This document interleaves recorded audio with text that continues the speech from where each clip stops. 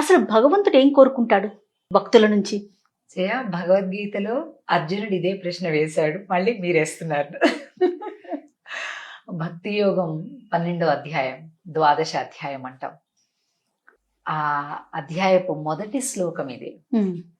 ఏవం సతతయుక్తాయే భక్తాః త్వాం పర్యుపాసతే అని అడుగుతాడు.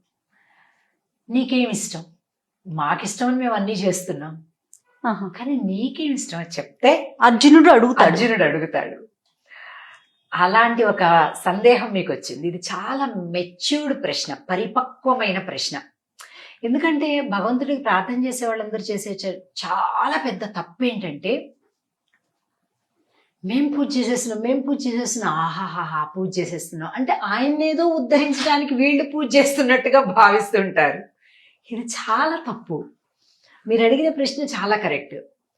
మనం చేస్తున్నాం సరే, కానీ ఆయనకేమిష్టం? ఇప్పటిదాకా నేను ఇగోండి మంచి మార్బుల్ పూజా మందిరం పెట్టా, లేకపోతే గంధపు చెక్కతోటి పూజా మందిరం చేశా, లేకపోతే వెండి తొడుగులు తొడిగా, బంగారపు కిరీటం పెట్టా, ఇలా ఇవన్నీ చెప్పి ఇది వీళ్ళ యొక్క టాప్ భక్తి, నేను మంచి భక్తుడిని కాబట్టి కదా నేను ఇవన్నీ చేశాను, ఇలా అనిపించుకోవాలని ప్రయత్నిస్తుంటారు. అదే వాళ్ళ భక్తికి తార్కాణమని భావిస్తుంటారు. కానీ అది సరికాదు. నీకిష్టం నువ్వు చేసుకున్నావు. ఎర్రచందనం ఇంత ముక్క నీకు గొప్ప, భగవంతుడికి ఏం గొప్ప? నీకు గొప్ప కాబట్టి నీకు గొప్పనైనటువంటి భగవంతుడికి అది సేవ చేద్దాము అని నీకు అనిపించింది, నువ్వు చేసుకున్నావు. నీ ఆనందం కోసం చేసుకున్నావు. అది భగవంతుడి కోసం అని దాన్ని తీసుకువెళ్ళి భగవంతుడికి కనెక్ట్ చేయొద్దు. నీ ఇష్టం కోసం నువ్వు చేసుకున్నావు. కానీ భగవంతుడికి ఏమిష్టము అని ఆలోచించేది కొంతమంది విజ్ఞులే, అందరూ ఆలోచించలేరు. కానీ ఇప్పుడు మీరు వేసిన ప్రశ్న ద్వారా అంతరాంతరాలలో ఉండేటటువంటి ఈ సందేహం అందరికీ కూడా కలుగుతుంది. అవును, నిజమే కదా, మనం చేస్తున్నాం, ఆయనకేమిష్టం అనే సందేహం మీ ప్రశ్న ద్వారా అందరికీ లోపల నుంచి మళ్ళీ బయటకు వస్తుంది. అది కాబట్టి చాలా మంచి ప్రశ్న వేశారు. భగవంతుడు అర్జునుడు వేసినటువంటి ప్రశ్నకి చెప్పాడు, నిరంతరం మంచిని చెడుని, శీతలాన్ని ఉష్ణాన్ని, దుఃఖాన్ని సుఖాన్ని, ఆకలిని అనంతమైన ఐశ్వర్యాన్ని, అన్నింటినీ సమ దుఃఖ సుఖ త్యాగి, రెండింటినీ కూడా బ్యాలెన్స్ చేసుకుంటూ నిబ్బరంగా ఉండగలిగినటువంటి వాడంటే నాకు భలే ఇష్టం అర్జున అని చెప్పాడు. బా, అలాగే అర్జునుడితో చెప్తారు, ఎందుకు పాండవులు 5 మంది ఉన్నా కూడా ఇంత మహత్తరమైనటువంటి వేదాంత సారమైనటువంటి ప్రస్థాన త్రయములో ఒకటైనటువంటి శ్రీమద్ భగవద్గీతని ఎందుకు అర్జునుడికే బోధించాడు? ఏంటి ఆయనకుండే ఎలిజిబిలిటీ క్రైటీరియా ఏంటి? అర్జునుడికి ఎందుకు ఆయన ఒక్కడినే సెలెక్ట్ చేసుకున్నాడు? ఇంతకంటే గొప్ప ధర్మరాజు కదా, ధర్మంలో ఆయన కదా గొప్ప, కాబట్టి బెస్ట్ స్టూడెంట్ ఆయన కదా. కానీ కాదు, అర్జునుడిని సెలెక్ట్ చేసుకున్నాడు. అది కూడా అడుగుతారు, చెప్తాడు శ్రీకృష్ణ పరమాత్మ, నాకు అర్జునుడు అంటే ఇష్టం. మీరు అడిగిన ప్రశ్న కూడా అదే కదా, భగవంతుడికి ఏమి ఇష్టం? అలాగే భగవంతుడు చెప్పాడు, నాకు ఎందుకు అర్జునుడు ఇష్టం అంటే, అర్జునుడిలో అసూయ అనేది అణువంత కూడా లేదు. అసూయ తనేమన్నా కావాలనుకుంటే కష్టపడి సాధించుకుంటాడు, కానీ వాళ్లకుంది వీళ్లకుంది అనేటటువంటి ఒక అసూయ గుణం లేశ మాత్రంగా కూడా లేదు. కాబట్టి నాకు అర్జునుడు ప్రియుడు అని చెప్పారు.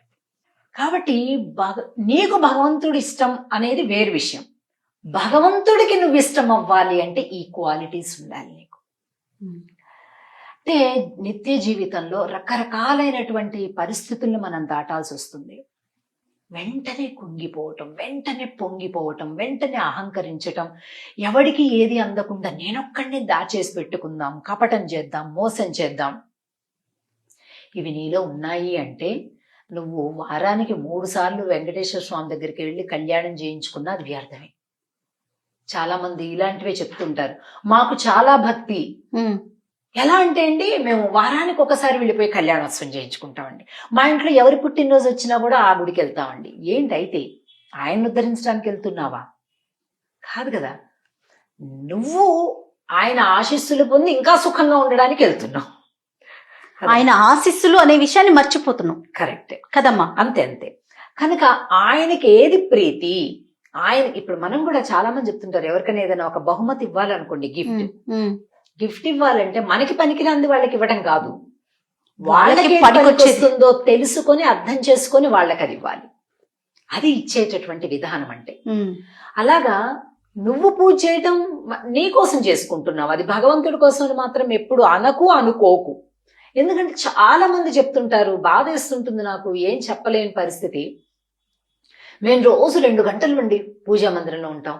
2 గంటలండి, 2 గంటలు. సరే, నాకు నిద్ర పట్టదండి అలా 2 గంటలు పూజ చేయకపోతే. సరే అంటే అందరూ, మా చుట్టాలందరూ అంటారు, ఎందుకు అంతంత పూజలు చేస్తా అంటే. ఇప్పుడు వీళ్ళు 2 గంటల పూజ చేస్తున్నారని మనం బాగా మెచ్చుకోవాలి, మనం మెచ్చుకోవడం లేదు, అది బాధ. ఎవరి కోసం చేస్తున్నావు? చుట్టాల కోసమా? అంతే కదా. ఎదుటి వారి మెప్పుగోలు కోసం నువ్వు పూజ చేస్తున్నావు, నీ కోసం కూడా నువ్వు చేసుకోవడానికి కనీసం. కాబట్టి అలా చేయొద్దు. నీకు ఇష్టం చేసుకో, నువ్వు ఇష్టాన్ని పెంచుకో, నువ్వు ప్రేమించు భగవంతుడిని, నువ్వు టైం స్పెండ్ చేయి, నువ్వు ఆనందపడతావు. ఇప్పుడు ఒకడికి పూజ చేసుకుంటే ఇష్టం, ఒకడికి దానం ధర్మం చేస్తే ఇష్టం, ఇంకొకడికి అన్నదానం చేసి 10 మంది బీదవాళ్ళు కడుపు నిండితే వాళ్ళ కళ్ళలో వెలుగు చూసి ఆనందించడం ఇష్టం. ఒక్కొక్కరికి ఒక్కొక్క ఇష్టం ఉంటుంది. అలా నీకు పూజ ఇష్టం, నీకు ఇష్టమని నువ్వు చేసుకో, దాన్ని గొప్ప విషయం ఎందుకు ప్రకటించుకుంటున్నావు?